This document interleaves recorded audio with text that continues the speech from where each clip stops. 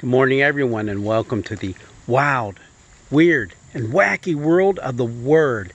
And I guarantee you, today's is very wacky and wild and weird.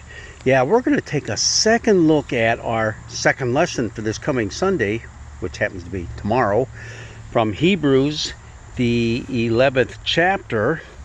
And there, we're going through this whole talk about faith and what faith is, and the author of Hebrews gives examples of Old Testament heroes who showed what faith is all about. He talks about Abraham and Moses, but then he goes on to other of the heroes of the faith.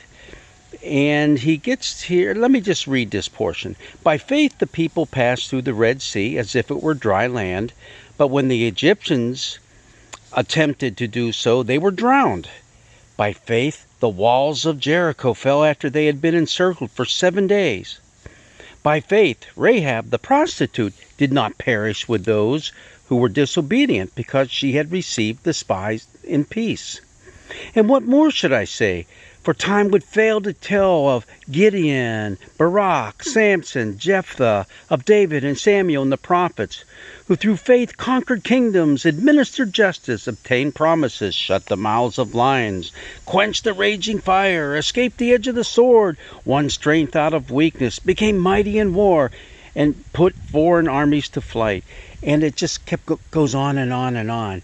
Now, you can take that for what it's worth and say, wow, that's pretty impressive, all these people of faith.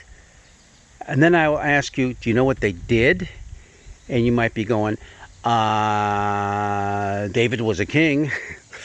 Well, wait a minute. It's really interesting, and it's kind of wild, weird, and wacky too, some of these people that are listed here. Let's go back to Rahab. The Rahab, she was a prostitute. And she's being lifted up as a hero.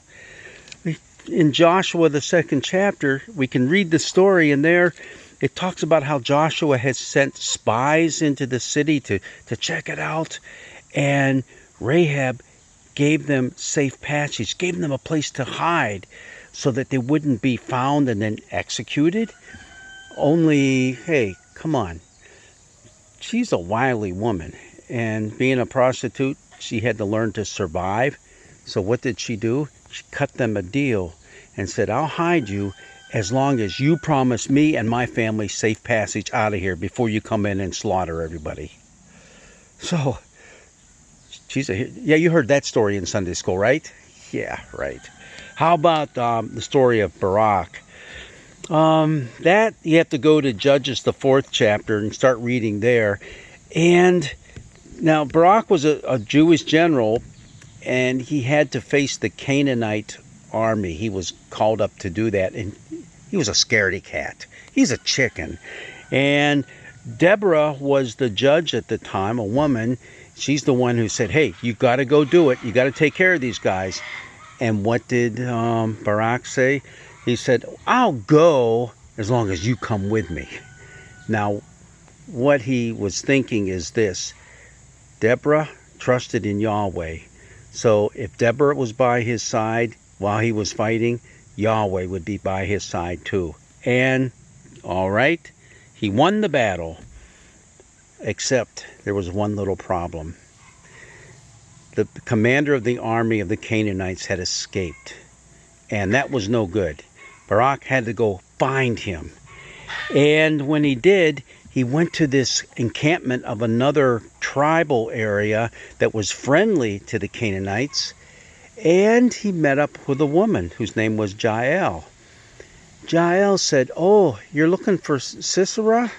Oh, he's right over there in my tent. What? He's in your tent?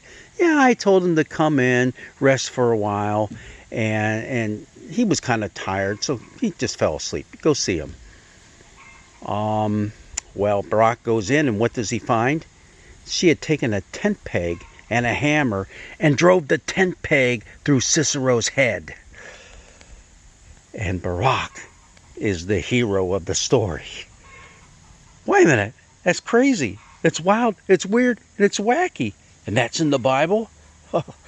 Hey, what about Jephthah? What's he doing in this list of Old Testament heroes? You have to go to start with the 11th chapter of Judges, and you see what's going on there. Now, Jephthah had led the Israelites against the Ammonites. See, the Israelites are fighting everybody all the time. All these different tribal warfares are just going on. But he had made a vow. He made a vow that, and made this vow to God, that he would make a burnt offering of the first person who walked out of his house if he was victorious in battle. So if he was victorious and he got home, the first person walking out, he would offer them up as a burnt sacrifice. What? And guess what? He wins. And he goes home. And the first person out of his tent is his only daughter. Now, did he offer her up as a burnt sacrifice? Judges says, yes, he did. And it's also the story of a period of mourning that the Jewish girls go through every year for 4 days, mourning the loss of this precious little girl. That's wild, weird, and wacky. What's that story doing in the Bible?